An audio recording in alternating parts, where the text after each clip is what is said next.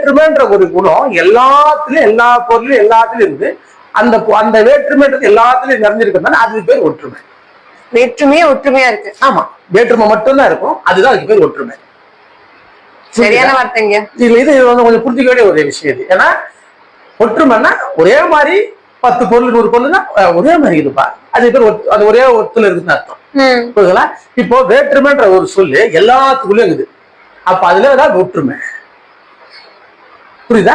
நிச்சயமா. இப்ப அந்த வேற்றுமை இங்க எல்லாத்தையும் இருக்கும். இப்ப நான் சொன்னது நம்ம சொன்ன கன்ஃபர்மேஷன் நம்ம யாருனாலே பண்ணி பார்க்க முடியும். பேச நான் பாக்குற மாதிரி அவர் பாப்பாரு அப்படின்றத நீங்க யாருனாலையும் செக் பண்ணவே முடியாது. செக் பண்ண முடியாது, அவருக்கு மட்டும் தான் தெரியும். ஆமா, ஏன்னா அவர் கண்ணோட்டம், அவர் பாக்குற விதம், அவரோட குணங்கள், அவரோட எண்ணங்கள் அதுக்கேற்ற பொழுது அது பிரதிபலிக்கும்.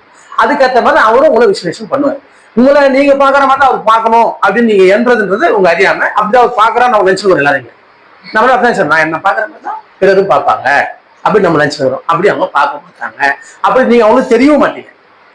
அவங்க கண்ணோட்டத்துக்கு நீங்க எப்படி விசுலேஷன் ஆகுனீங்களோ அதுதான் அவங்களுக்கு தெரியும். இதுதான் 100% ட்ரூ.